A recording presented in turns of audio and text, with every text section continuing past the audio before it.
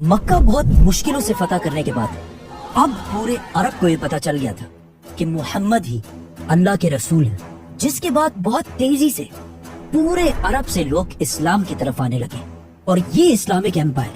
पूरे अरब में फैलने लगी। अब मुसलमानों के लिए अरब में कोई भी खतरा नहीं था, लेकिन अरब से बाहर दुनिया की सबसे बड़ी सुपर पावर रोमन एम्पायर अरबों को यूनाइट होते देखकर बिल्कुल भी खुश नहीं थी, जिसकी वजह से पूरी दुनिया में ये बातें फैलने लगी कि बहुत जल्द रोमन एम्पायर मुसलमानों पर हमला करने वाली है ताकि वो अरबों को यूनाइट होने से रोक सके। कुछ लोगों ने कहा कि रोमन्स 40,000 और कुछ लोगों ने कहा कि 1 लाख की फौज लेकर रोमन्स मुसलमानों की तरफ बढ़ रहे हैं, जिससे मुसलमान हर टाइम अलर्ट रहने लगे कि किसी भी टाइम रोमन्स हमला कर सकते हैं। तो आखिर आप सल्लल्लाहु अलैहि वसल्लम ने हिजरत के 9 साल बाद रोमन एम्पायर से जंग का ऐलान कर दिया और इनके खिलाफ मुसलमानों की एक फौज जमा करना शुरू कर दी। इससे पहले जब भी आप सल्लल्लाहु अलैहि वसल्लम किसी इलाके पर हमला करते तो वो जंग से पहले किसी को भी ये नहीं बताते कि वो किस पर हमला कर रहे हैं। अब हालात इतने खतरनाक हो चुके थे कि आप सल्लल्लाहु अलैहि वसल्लम ने पहले से ही पूरे अरब को ये बता दिया कि हम दुनिया की सबसे बड़ी सुपर पावर रोमन एम्पायर से लड़ने जा रहे हैं और सबका, हर मुसलमान का इस जंग में शरीक होना फर्ज है और जो मुसलमान भी इस जंग में शरीक नहीं होगा उसे मुनाफिक डिक्लेयर कर दिया जाएगा। रोमन एम्पायर इससे कुछ ही अरसा पहले पर्शियन एम्पायर को हराकर दुनिया की सबसे बड़ी सुपर पावर बन चुकी थी, जिसको चैलेंज करना इम्पॉसिबल हो गया था और सबका ये ख्याल था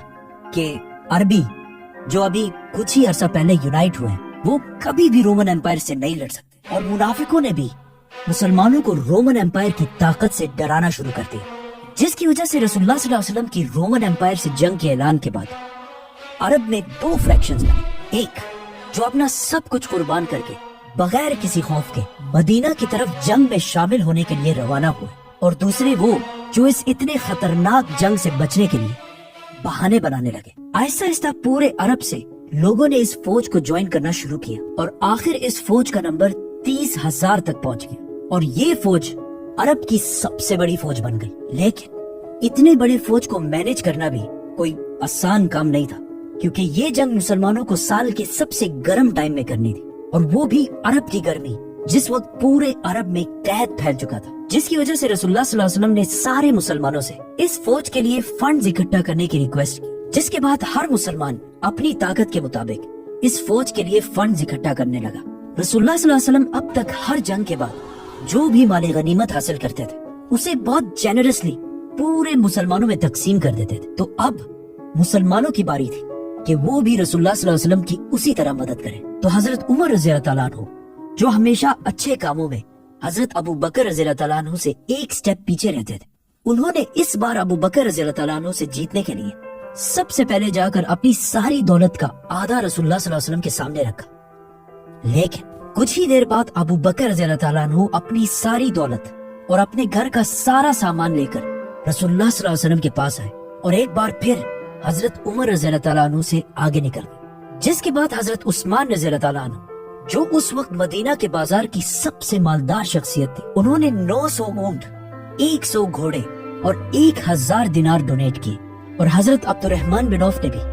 बहुत सारे ऊंट, घोड़े और माल डोनेट किया। ये तो वो सहाबी थे जिनके पास अपना बिजनेस और काफी दौलत थी, लेकिन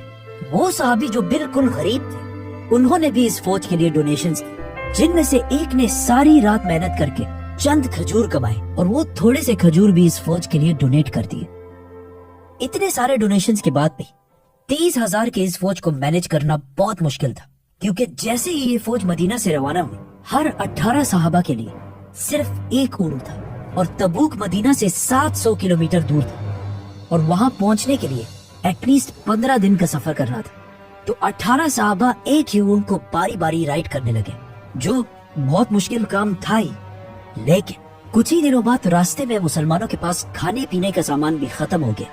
जिसकी वजह से मुसलमानों को मजबूरन इन ऊंटों को भी ज़िबा करना पड़ा। लेकिन इतने सख्त हालात में भी सबको पता था कि उनमें से कोई भी पीछे रह गया तो मुनाफिक डिक्लेयर कर दिया जाएगा। तो सारे मुसलमान इस सब के बावजूद भी आगे बढ़ने लगे, लेकिन एक सहाबी अपने ऊंट की वजह से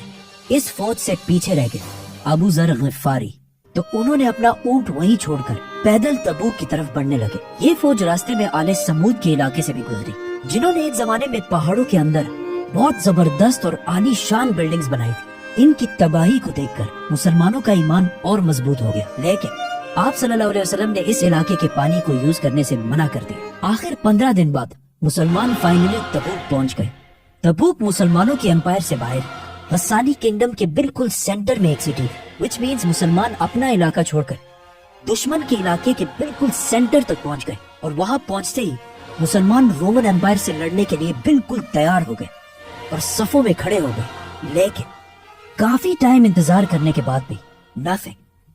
बिल्कुल खामोशी, और कोई भी मुसलमानों से लड़ने के लिए नहीं आया। अब यहाँ पर कुछ कंफ्यूजन है। कुछ स्कॉलर्स कहते हैं कि रोमन्स मुसलमानों की इतनी बड़ी फौज देखकर डर गए और जंग से पहले ही उनकी फौज इधर उधर बिखर गई, क्योंकि मुसलमान इससे पहले हर जंग में